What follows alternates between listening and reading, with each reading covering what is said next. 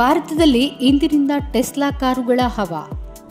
59.89 ಲಕ್ಷ ರೂಪಾಯಿ ಬೆಲೆ ನಿಗದಿ.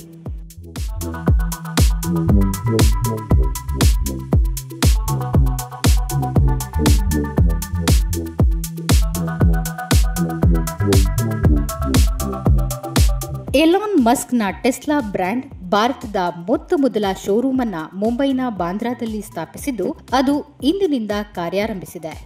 ಭಾರತದಲ್ಲಿ RWD ಮತ್ತು ಲಾಂಗ್ ರೇಂಜ್ RWD ಎಂಬ 2 ಮಾಡೆಲ್ ಅನ್ನು ಪರಿಚಯಿಸಿದೆ.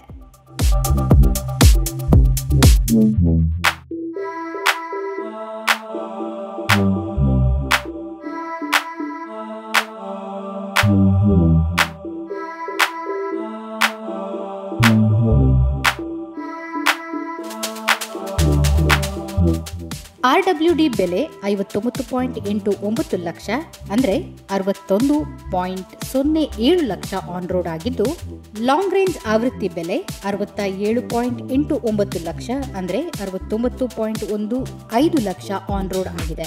ಇದರಲ್ಲಿ 50,000 ಸೇವಾ ಶುಲ್ಕ, 18% GST ಕೂಡ ಸೇರಿವೆ. ಬೇರೆ ದೇಶಗಳಿಗೆ ಹೋಲಿಸಿದ್ರೆ ಭಾರತದಲ್ಲಿ ಆಮದು ಸುಂಕ ಹಾಗೂ ಸಾಗಾಟ ವೆಚ್ಚಗಳಿಂದ ಇದು ದುಬಾರಿಯಾಗಿದೆ.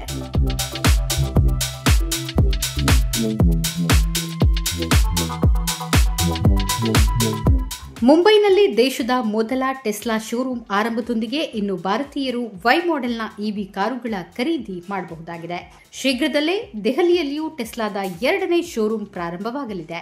ಟೆಸ್ಲಾದ EV ಕಾರುಗಳ ಖರೀದಿಗೆ 22,220 ರೂಪಾಯಿ ಬುಕಿಂಗ್ ಮೊತ್ತವನ್ನು ನಿಗದಿಪಡಿಸಲಾಗಿದ್ದು, ಆರಂಭಿಕ ಬುಕಿಂಗ್ನ 7 ದಿನಗಳಲ್ಲಿ ಹೆಚ್ಚುವರಿಯಾಗಿ 3 ಲಕ್ಷ ರೂಪಾಯಿ ಬುಕಿಂಗ್ ಮೊತ್ತವನ್ನು ಪಾವತಿಸಬೇಕಾಗುತ್ತದೆ. ಟೆಸ್ಲಾದ ವೆಬ್ಸೈಟ್ ಪ್ರಕಾರ ಈ ವೆಚ್ಚಗಳನ್ನು ಮರುಪಾವತಿಸಲಾಗುವುದಿಲ್ಲ ಎನ್ನಲಾಗಿದೆ.